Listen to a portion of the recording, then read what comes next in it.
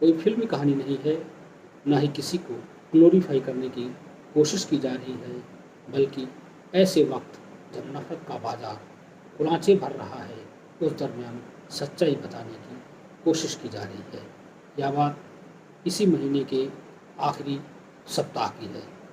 किसी काम से पूर्वांचल एक्सप्रेसवे से जाना हुआ।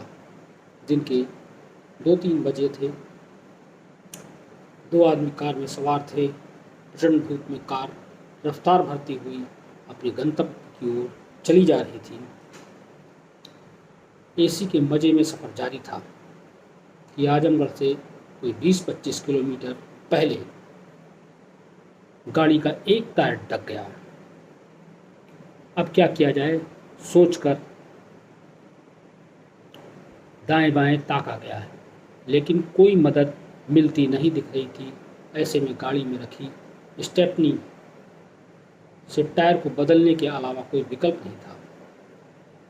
प्रचंड गर्मी में यह काम आसान न था, लेकिन जैसे तैसे पसीना बहाते हुए, पसीना पसीना होकर के बाहर निकले और साहस करके टायर को बदला।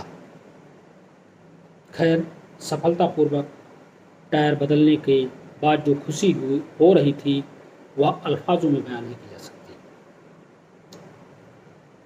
फिर खुशी खुशी गाड़ी में सवार होकर हम दोनों लोग बमुश्किल 3-4 किलोमीटर चले होंगे कि वही टायर इस बार ऐसा फटा कि गाड़ी रिम पर आ गई। गाड़ी रिम पर आ जाती है तो बढ़ती नहीं है।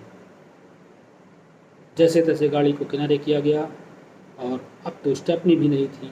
यह सोचकर पसीना और बढ़ गया। एक कदम आगे भी सरकना मुश्किल होना था। अभी पसीना ठीक से सूखा भी नहीं था कि नई और विकट मुसीबत ने धर दबोचा था। अब तो स्टेपनी भी नहीं बची थी, लिहाजा दूसरे लोगों की मदद लेनी ही थी। यही सोचकर पसीना पोंछते पोंछते बाहर निकला और इधर उधर ताकने लगा। ऊपर की यानी मेन रोड से, पूर्वांचल एक्सप्रेसवे से तो कोई नहीं आता दिख रहा था। अलबत्ता नीचे की सर्विस लेन पर लोग चल रहे थे। ऊपर से आवाज़ देकर एक ट्रैक्टर वाले को रोकने की कोशिश की तो या तो सुन नहीं पाया अथवा उसने अनसुना कर दिया। बहरहाल इसी बीच कुर्ता पायजामा पहने हुए एक नौजवान मोटरसाइकिल से जाता हुआ दिखा तो उसे भी सारी समस्या इशारों में समझा करके बताई गई और उससे मदद मांगी गई। उसने भी नीचे से इशारे में कहा, 5-7 मिनट का इंतज़ार करिए, हम आपके पास आ रहे हैं।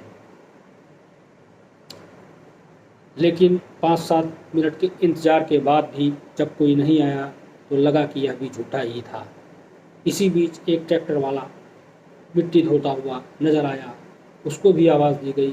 खैर, यह समस्या सुनकर वह मदद को तैयार हो गया।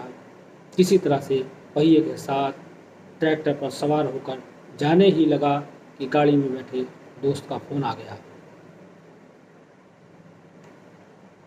उसने कहा कि वही नौजवान अपने एक और साथी के साथ मदद को आ गया है, लिहाजा आप पहिया लेकर के ऊपर ही आ जाइए। नौजवान ने इशारा देकर के कहा, नहीं, पहिया आप वहीं रखिए, वहीं से हमारा साथी जा कर के आपको गाड़ी पर बैठा करके पहिया बनवा लाएगा और फिर आपकी ये गाड़ी में हम लगा देंगे। क्योंकि सर्विस लेन पर जाने के लिए कट बने होते हैं, वहीं से उतरा जा सकता है, लिहाजा वह थोड़ा चक्कर लगा कर पहुँचा।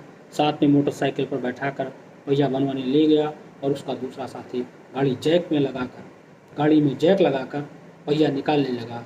कुछ देर बाद पहिया बनकर भी आ गया और गाड़ी में फिट भी कर दिया गया। मज़े की बात तो यह रही कि वे दोनों नौजवान अपने साथ 5 समोसे और 2 कोल्ड ड्रिंक भी लाए थे और उन्होंने हम लोगों को दिया और कहा कि आप लोग इसका इस्तेमाल कीजिए, तब तक हम आपकी गाड़ी ठीक करते हैं। जब तक हम लोग खाते पीते तब तक गाड़ी बन चुकी थी। अब हम एक दूसरे का मुंह ताक रहे थे कि कितना पैसा दिया जाए, तो इस साथी ने कहा कि गाड़ी बनाया है, पंक्चर बनवाने ले गया है, समोसे कोल्ड ड्रिंक लाया है, तो कम से कम 500 रुपये तो बनते ही हैं।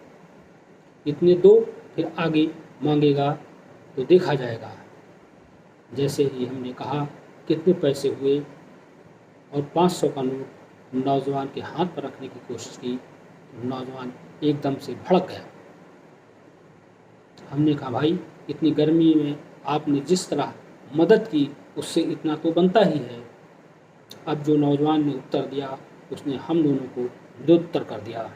नौजवान बोला क्या इंसानियत कुछ नहीं होती? नौजवान का जवाब था क्या इंसानियत कुछ नहीं होती? क्या मदद पैसे के लिए की जाती है? उसे सोचकर ही चला आया। आपने जो मदद मांगी थी वे हमारा ये पेशा नहीं है। सिर्फ आपने जो मदद मांगी थी उसे सोच कर ही चलाया। पैसा ले लूँगा, पैसा ले लूँगा तो फिर मदद का मतलब क्या रह जाएगा? अब मेरे पास सिवाय उसका परिचय पूछने के और उसको धन्यवाद देने के अलावा और कोई शब्द नहीं बचे थे। उस नौजवान से मैंने उसका परिचय पूछा। उस नौजवान ने अपना नाम अब्बास बताया। मैंने कहा बहुत प्यारा नाम है। नाम ही नहीं प्यारा है, काम भी प्यारा है।